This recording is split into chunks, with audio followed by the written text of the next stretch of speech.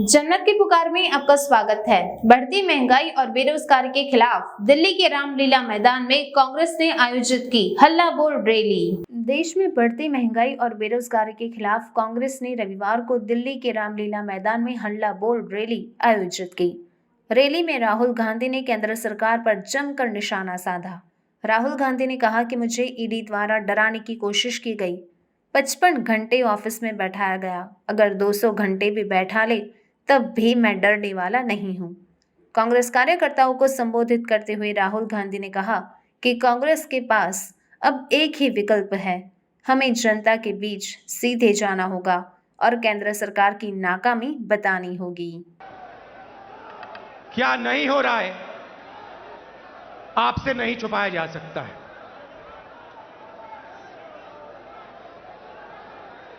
और जब से बीजेपी की सरकार आई है तब से देश में नफरत और क्रोध बढ़ता जा रहा है। सही है? आपको लग रहा है कि नफरत और क्रोध देश में बढ़ता ही जा रहा है। सही है ना?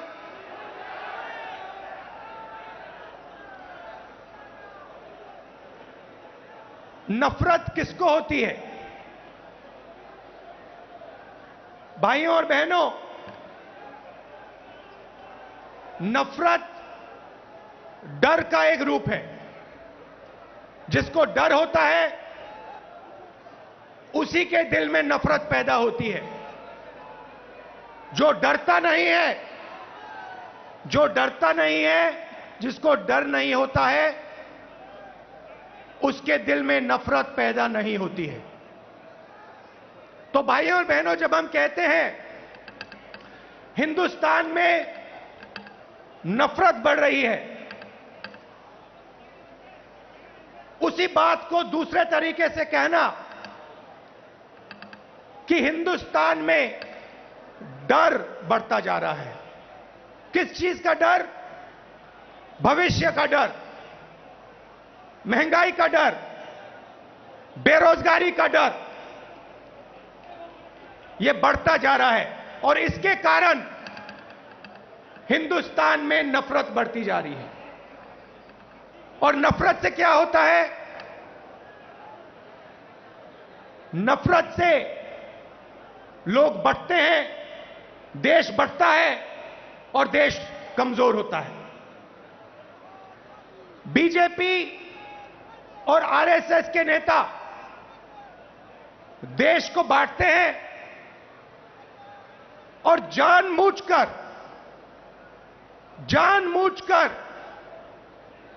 देश में भय पैदा करते हैं, लोगों को डराते हैं और नफरत पैदा करते हैं। अब सवाल उठता है, ये किसके लिए करते हैं और क्यों करते हैं? फायदा इस डर का, इस नफरत का फायदा किसको मिल रहा है?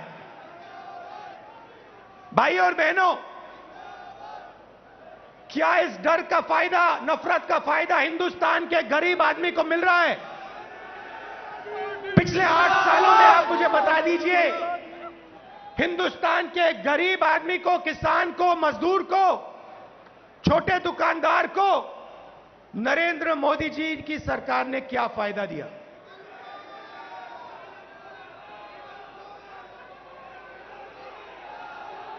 पूरा का पूरा फायदा,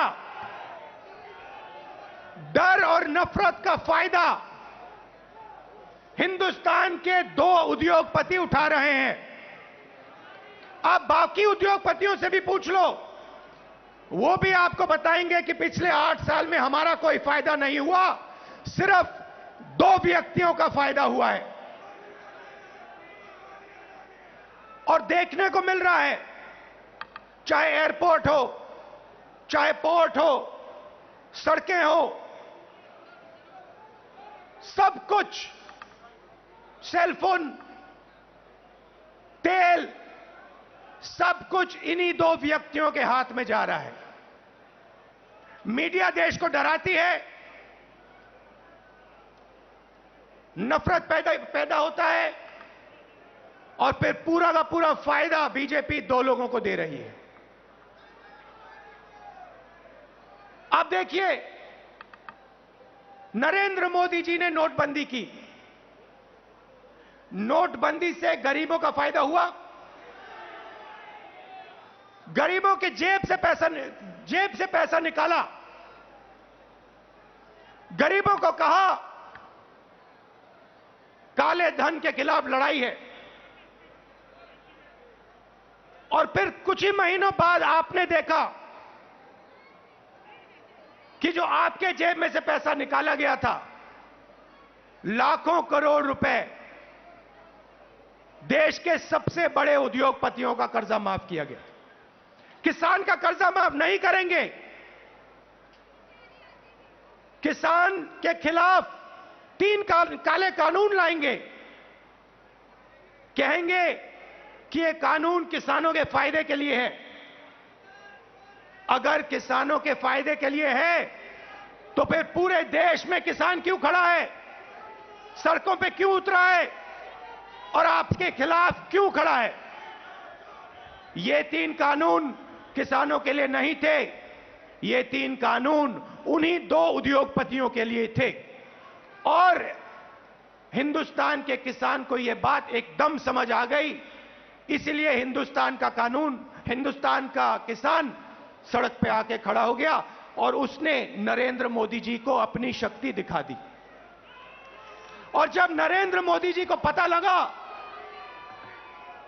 कि हिंदुस्तान के किसान की शक्ति मेरे खिलाफ खड़ी है, तो नरेंद्र मोदी जी ने वहीं कानून रद्द कर दिए।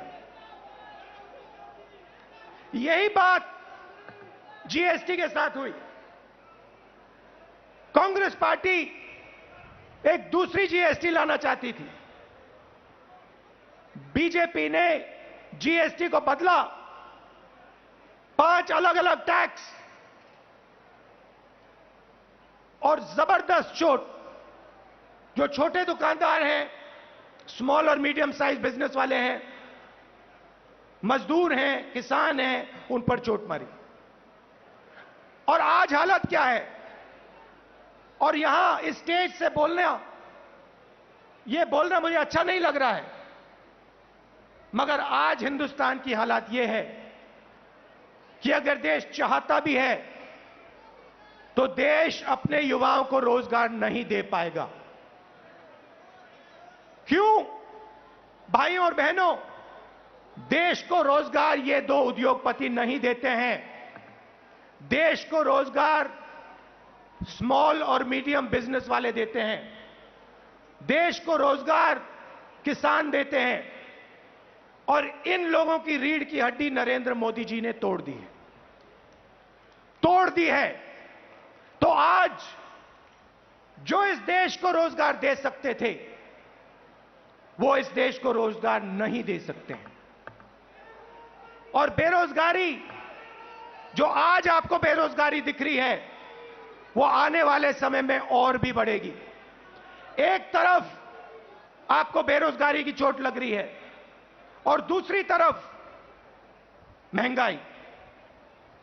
मेरे पास आंकड़े हैं। 2014 में एलपीजी का सिलेंडर 410 रुपए का था, आज 1050 रुपए का है। पेट्रोल 70 रुपए लीटर, आज तकरीबन 100 रुपए लीटर। डीजल 55 रुपए लीटर, आज 90 रुपए लीटर। सरसों का तेल 90 रुपए लीटर, आज 200 रुपए लीटर। दूध 35 रुपए लीटर, आज 60 रुपए लीटर। आटा 22 रुपए लीटर, आज 40 रुपए लीटर केजी। तो एक तरफ आपको बेरोजगारी से चोट लग रही है और दूसरी तरफ जबरदस्त महंगाई। भाइयों और बहनों, हिंदुस्तान ने ऐसी महंगाई कभी नहीं देखी।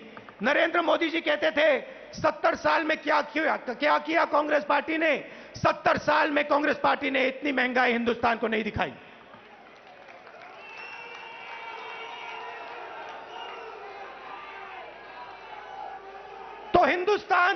हिंदुस्तान का आम नागरिक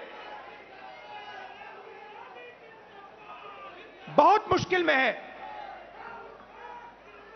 बहुत दर्द सह रहा है। और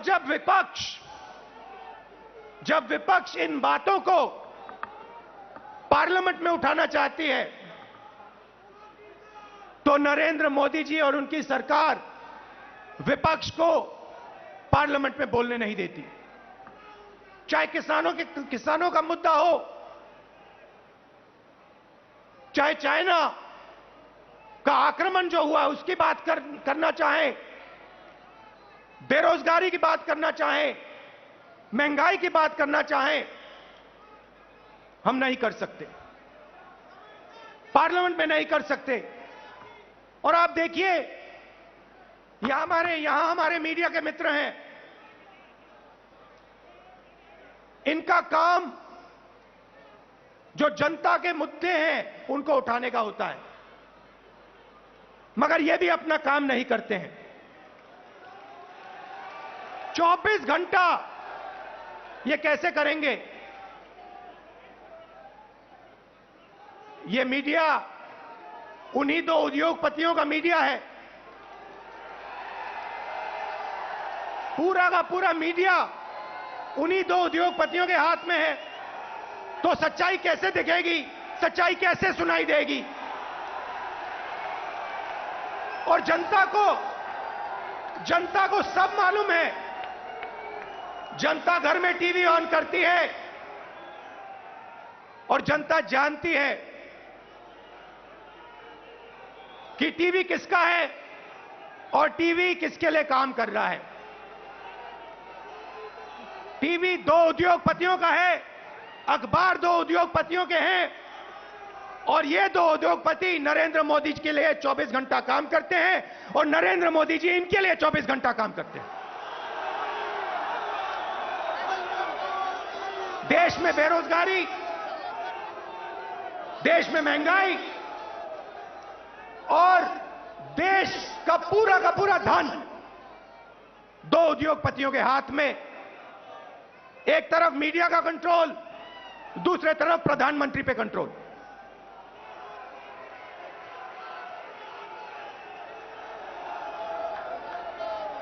अभी किसी ने कहा नरेंद्र मोदी जी प्रधानमंत्री हैं, मगर मैं आपको एक गारंटी दे सकता हूं, नरेंद्र मोदी जी प्रधानमंत्री हैं, मगर उन दो उद्योगपतियों के समर्थन के बिना नरेंद्र मोदी प्रधानमंत्री नहीं हो सकते। मीडिया के समर्थन के बिना नरेंद्र मोदी प्रधानमंत्री नहीं हो सकते। और जो हिंदुस्तान के इंस्टीट्यूशंस हैं, चाहे मीडिया हो, प्रेस हो, चाहे हमारी जुडिशरी हो, चाहे हमारा इलेक्शन कमीशन हो, उन सब पर दबाव है, उन सब पर सरकार आक्रमण कर रही है। तो यात्रा की क्या जरूरत है? यात्रा की यह जरूरत है कि विपक्ष के सामने और कोई रास्ता ही नहीं है, हमें सीधा जनता के बीच में जाना पड़ेगा। मीडिया हमारा नहीं, संसद में हम बोल नहीं सकते, तो अब कांग्रेस पार्टी और बाकी विपक्ष के पास सिर्फ एक रास्ता है, जनता के बीच में जाकर उनको देश की सच्चाई बताना।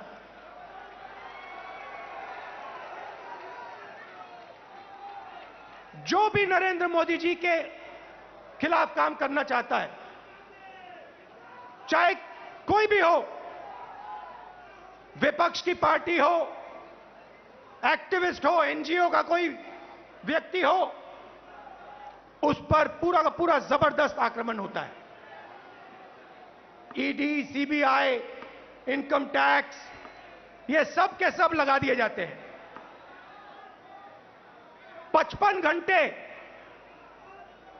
55 घंटे मुझे ईडी में वहां पे बैठाया। मगर मैं एक बात समझाना चाहता हूं नरेंद्र मोदी जी को, मैं आपकी ईडी से नहीं डरता हूं, मुझे कोई फर्क नहीं पड़ता।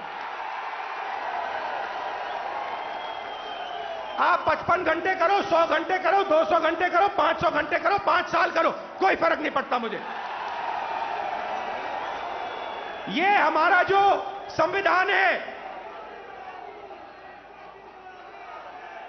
जो इस देश की आत्मा है, आज इसकी रक्षा करना, आज इसको बचाने का काम हर हिंदुस्तानी नागरिक को करना पड़ेगा। क्योंकि अगर हमने ये नहीं किया, अगर हम आज नहीं खड़े हुए, तो फिर ये देश नहीं बचेगा। क्योंकि ये देश संविधान है, ये देश इस देश की जनता की आवाज है, ये देश इस देश की जनता का भविष्य है। ये देश दो उद्योगपतियों का नहीं है, ये देश हिंदुस्तान के गरीब लोगों का है। और आज दो हिंदुस्तान बन गए हैं, एक मजदूरों का, गरीबों का, किसानों का, बेरोजगार युवाओं का। उस देश में कोई सपना नहीं देखा जा सकता। उस देश में अगर आप रोजगार चाहते हो नहीं मिल सकता, अगर आप अपने बच्चों को कॉलेज यूनिवर्सिटी में भेजना चाहते हो आप नहीं कर सकते हो। उस देश में आपको अपना खून पसीना देना पड़ेगा, और खून पसीना देने के बाद आपको कोई फायदा नहीं मिलेगा। और दूसरा देश, इसी हिंदुस्तान के अंदर 2, 3, 10, 15 उद्योगपतियों का, अरबपतियों का, उसमें आप जो भी सपना देखना चाहते हो देख सकते हो। जो भी आप चाहते हो आपको हिंदुस्तान में मिल जाएगा। भाइयों और बहनों, इन दो देशों के बीच में लड़ाई है। नरेंद्र मोदी जी की विचारधारा कहती है कि देश को बांटना है और पूरा का पूरा फायदा चुने हुए लोगों को देना है। हमारी विचारधारा कहती है कि देश सबका है और देश की जनता जो अपना खून और पसीना देती है, उसका फायदा 2-3 उद्योगपतियों को नहीं मिलना चाहिए। उसका फायदा हिंदुस्तान के किसान को, मजदूर को, गरीब को, बेरोजगार युवाओं को मिलना चाहिए। यह फर्क है। और आप चाहिए, आप आज चले जाइए और किसी भी छोटे दुकानदार से, किसी भी मजदूर से, किसी भी स्मॉल और मीडियम बिजनेस वाले से, किसी भी किसान से पूछ लीजिए, क्या यूपीए के समय और आज के समय में क्या फर्क है? यूपीए के समय में 70,000 करोड़ रुपए यूपीए की सरकार ने हिंदुस्तान के किसानों को दिया बिना पूछे। नरेंद्र मोदी जी ने 3 काले कानून दिए। मजदूरों के लिए यूपीए सरकार ने एक ऐतिहासिक कानून मनरेगा दिया। नरेंद्र मोदी जी ने पार्लियामेंट में कहा कि मनरेगा गरीबों पर अपमान है। और फिर आज उनको नरेगा देना पड़ रहा है, क्योंकि अगर आज यूपीए का नरेगा नहीं होता, हिंदुस्तान में आग लग जाती। जमीन अधिग्रहण बिल हम लाए, लाखों करोड़ रुपए हमने गरीब जनता को कॉम्पनसेशन में दिला। लाखों करोड़ रुपए, अरबपति बना दिए। पहले बिना पूछे किसान की जमीन छीन ली जाती थी। हजारों एकड़ बिना पूछे 1 मिनट में छीन लिया जाता था। हमने कहा यह गलत है, हम कानून लाए। नरेंद्र मोदी जी ने पहला काम उस कानून को रद्द करने की कोशिश की। उनका पहला काम था।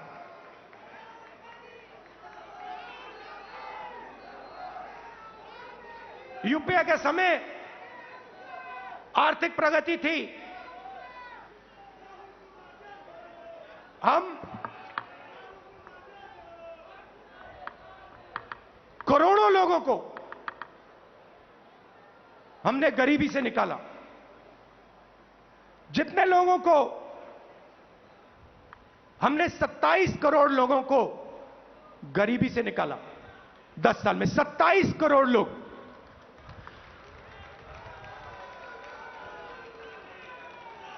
भोजन का अधिकार, मनरेगा, कर्जा माफी, इन औजारों से हमने 27 करोड़ लोगों को 10 साल में गरीबी से निकाला।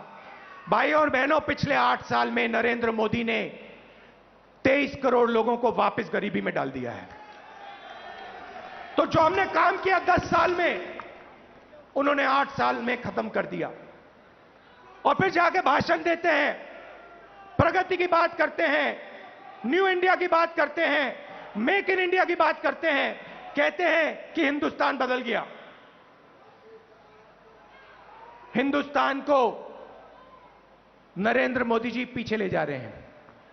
हिंदुस्तान में नरेंद्र मोदी जी नफरत फैला रहे हैं, डर फैला रहे हैं, और इससे देश का नुकसान होगा। देश का फायदा हो ही नहीं सकता।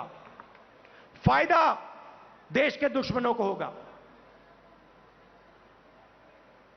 फायदा चाइना को होगा, फायदा पाकिस्तान को होगा, मगर हिंदुस्तान को नहीं होगा। हिंदुस्तान में जितनी भी नफरत फैलेगी, जितना क्रोध फैलेगा, जितना डर फैलेगा, उतना हिंदुस्तान कमजोर होगा। और पिछले 8 सालों में नरेंद्र मोदी जी ने हिंदुस्तान को कमजोर करने का काम किया है।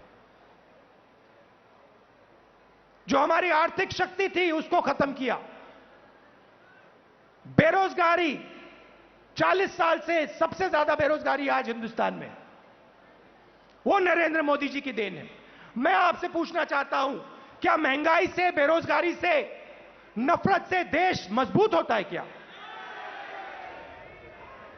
कौन सी दुनिया में नफरत, बेरोजगारी, महंगाई से देश मजबूत होता है? देश कमजोर होता है। और नरेंद्र मोदी जी और बीजेपी देश को कमजोर करने का काम कर रहे हैं। कांग्रेस पार्टी देश को जोड़ती है। हम नफरत मिटाते हैं, हटाते हैं, और जब नफरत मिटती है, खत्म होती है, जब डर कम होता है, तब हिंदुस्तान तेजी से आगे बढ़ता है। हमने ये करके दिखाया है, सालों करके दिखाया है। तो ये मैं आपको कहना चाहता था। कांग्रेस कार्यकर्ताओं को मैं धन्यवाद करना चाहता हूं। आप हमारी विचारधारा के लिए लड़ते हो, आप हिंदुस्तान के लिए लड़ते हो, आप संविधान के लिए लड़ते हो, आप अपना खून, अपना पसीना इस देश को देते हो। मैं आपको दिल से धन्यवाद करना चाहता हूं। और आपको कहना चाहता हूं कि कांग्रेस पार्टी का कार्यकर्ता ही देश को बचा सकता है। कांग्रेस पार्टी की विचारधारा देश को प्रगति के पथ पे ला सकती है। हमारे लिए सरकार ने, जैसे मैंने कहा, रास्ते बंद कर दिए हैं। पार्लियामेंट का रास्ता बंद कर दिया। संसद में कांग्रेस पार्टी या विपक्ष के लोग भाषण कर ही नहीं सकते, हमारा माइक ऑफ हो जाता है। और किसी भी मुद्दे पे हम चाइना के आक्रमण पे बात करना चाहते हैं, नहीं कर सकते। बेरोजगारी के बात पे बात करना चाहते हैं, नहीं कर सकते। महंगाई पे बात करना चाहते हैं, नहीं कर सकते। वो रास्ता बंद है। जो हमारे इंस्टीट्यूशंस हैं, चाहे वो मीडिया हो, चाहे वो इलेक्शन कमीशन हो, जुडिशरी हो, मैंने कहा उन पर आक्रमण है, उन पर दबाव है, तो हमारे लिए सबके सब रास्ते बंद हैं, एक ही रास्ता बचा है और वो रास्ता हमें सबसे अच्छा लगता है। जनता के बीच में जाकर, सीधा जनता के बीच में जाकर जनता को जो देश की सच्चाई है वो बताना और जो जनता के दिल में है उसको गहराई से सुनना और समझना। इसीलिए कांग्रेस पार्टी भारत जोड़ो यात्रा शुरू कर रही है।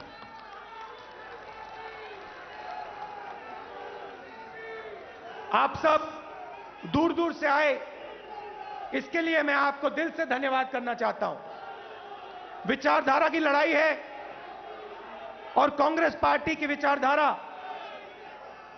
और जो हमारे सब विपक्ष की पार्टियां हैं मिलकर बीजेपी और आरएसएस की विचारधारा को हराएंगे। बहुत बहुत धन्यवाद। नमस्कार। जय हिंद। धन्यवाद। और अंत में राहुल जी के संदेश के साथ मैं आपसे आग्रह करूंगा, इस प्रण और संकल्प के साथ हम लोग जाएंगे। इस देश के अंदर नफरत के खिलाफ, महंगाई के खिलाफ राहुल जी का जो आह्वान है, इस मुल्क से उसको मिटाना है और भारत जोड़ने के संकल्प के साथ कांग्रेस का नेतृत्व ये यात्रा निकालेगा। तो मंच पर आसीन तमाम शीर्ष नेताओं का, आदरणीय राहुल जी का मैं तहे दिल से दिल्ली कांग्रेस के तौर पर और कांग्रेस परिवार के आधार पर मैं तमाम कांग्रेस जन का और देश देश के कोने कोने से आए कांग्रेस परिवार के साथियों का पुनः अभिनंदन करता हूं और आप सभी का धन्यवाद करता हूं इस संकल्प के साथ कि राहुल जी का दिशा निर्देश हमें एक नई ऊर्जा देगा और इस सरकार को हम एक बार फिर झुकाने का काम करेंगे। बहुत बहुत धन्यवाद। जय हिंद, जय कांग्रेस। अगर आपने हमारा अभी तक चैनल सब्सक्राइब नहीं किया है तो कृपया चैनल सब्सक्राइब कर लें, लाइक करें, शेयर करें, कमेंट करें। तो मिलते हैं फिर किसी और खबरों के साथ। नमस्कार।